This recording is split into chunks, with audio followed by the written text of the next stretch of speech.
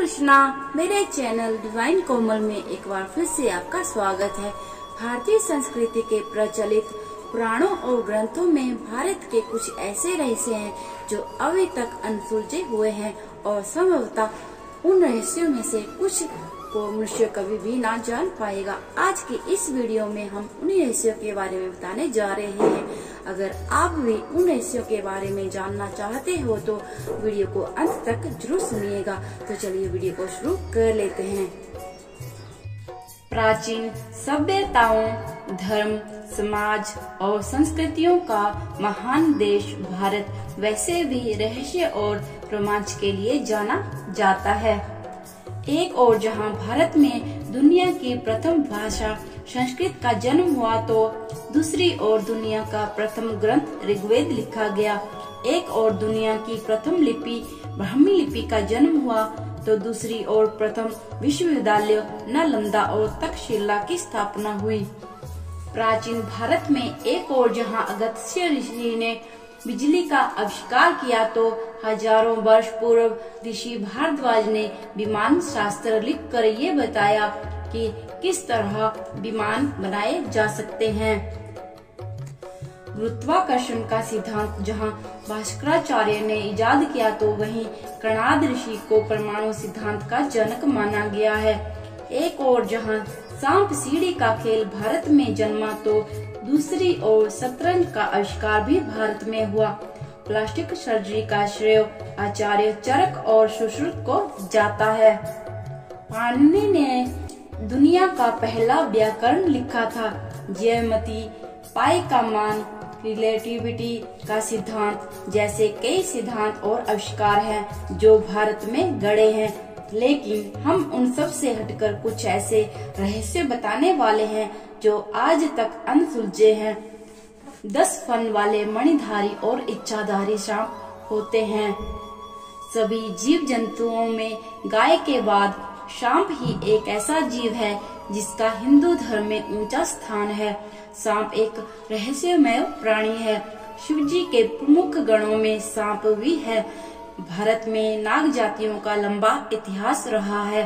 कहते हैं कि कश्यप की क्रोधवशा नामक रानी ने सांप, बिच्छू आदि विषैले जंतु पैदा किए थे।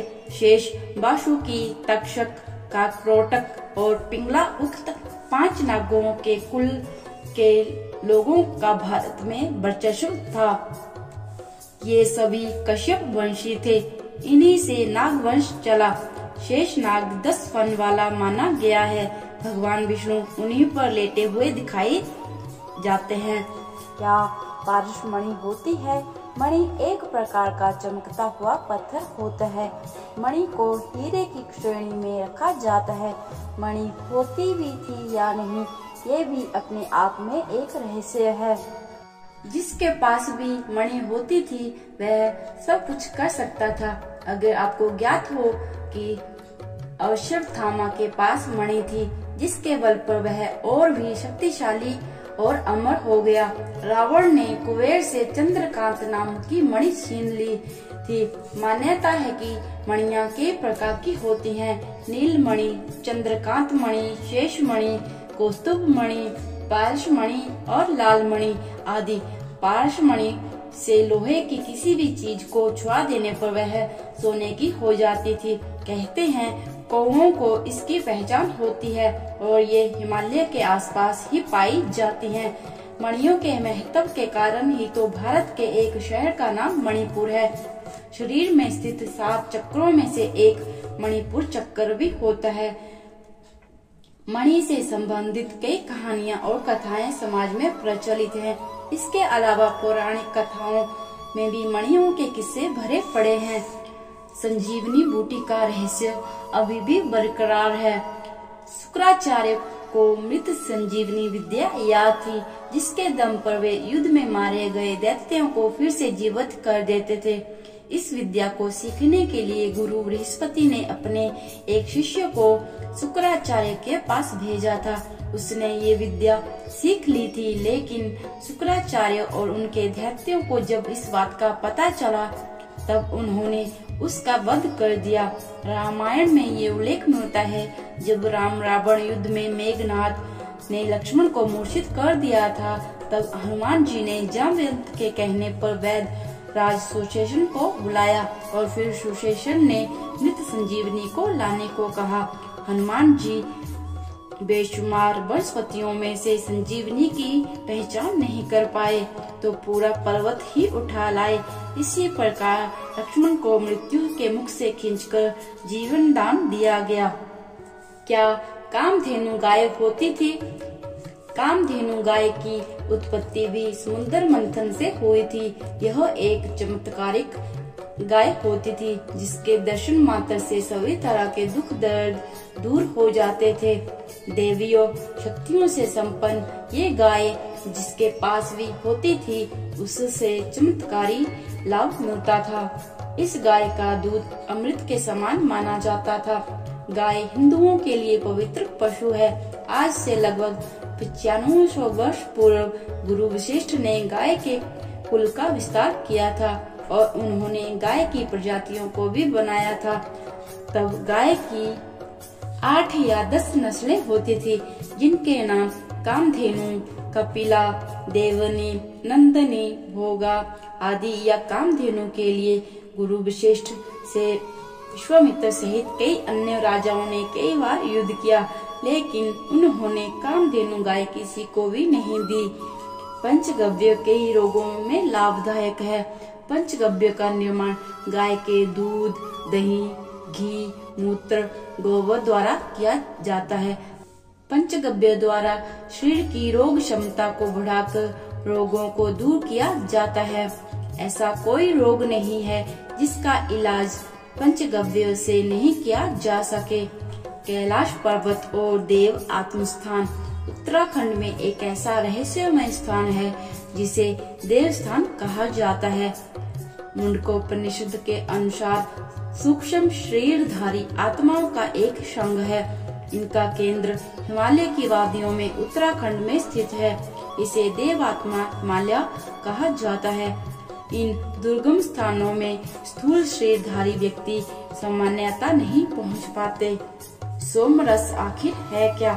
श्राव या चमत्कारिक औषधि। ऋग्वेद में श्राव की घोर निंदा करते हुए कहा गया है, सुपितासो युधन्ते दुर्मदासो न सूर्याम, अर्थात सुरापान करने या नशीले पदार्थों को पीने वाले अक्सर युद्ध, मार पिटाई या उत्पात मचाया करते हैं। अमृत कलश। समुद्र मंथन के दौरान क्या कोई ऐसा रस निकला था जिसे पीकर देवताओं ने अमरता को प्राप्त कर लिया था? यदि समुद्र से ऐसा कोई रस निकल सकता है तो क्या आज नहीं निकल सकता? जरूरी है कि समुद्र से ही निकले। अमृत कलश के लिए देवी और दैत्यों के बीच भयंकर युद्ध हुआ था। सचमुच अमृत का निकलना एक रहस्य ही है। हालांकि वैज्ञानिक ऐसी दवा बनाने में लगे हैं जिसे पीकर व्यक्ति अधिक समय तक जवान रह सके। द्वारका नगरी। मथुरा से निकलकर भगवान श्री कृष्ण ने द्वारका क्षेत्र में ही पहले से स्थापित खंडर हो चुके नगर क्षेत्र में एक नए नगर की स्थापना की। कहा जाता है भगवान श्री कृष्ण ने अपने पूर्वजों की भूमि को रहने लायक बनाया था। प्राचीन इतिहास की खोज करने वाले इतिहासकारों के अनुसार द्वारका विश्व का सबसे रहस्यमयी शहर है। इस शहर पर अभी भी शोध जारी है। कई द्वारों के शहर होने के कारण इस नगर का नाम द्वारका नगरी पड़ा। इस शहर के चारों ओर बहुत ही लंबी दीवार थी जिसमें कई द्वार थे। वह दीवार आज भी समुद्र के तल में स्थित है। भारत के प्राचीन नगरों में से एक है द्वारका। ये 7 नगर हैं: द्वारका, मथुरा, काशी, हरिद्वार, अवंतिका, कांची और अयोध्या। एक समय था जब लोग कहते थे द्वारका नगरी एक काल्पनिक नगर है। कैलाश मंदिर। गुफाएं तो भारत में बहुत हैं, लेकिन अजंता एलोरा की गुफाओं के बारे में वैज्ञानिक कहते हैं कि ये किसी एलियंस के समूह ने बनाई हैं। यहाँ पर एक विशालकाय कैलाश मंदिर है। आर्कियोलॉजिस्ट के अनुसार इसे कम से कम 4000 वर्ष पूर्व बनाया गया था। क्या कल्प वृक्ष अभी भी है? वेद और पुराणों में कल्प वृक्ष का उल्लेख मिलता है। कल्प वृक्ष स्वर्ग का एक विशेष वृक्ष है।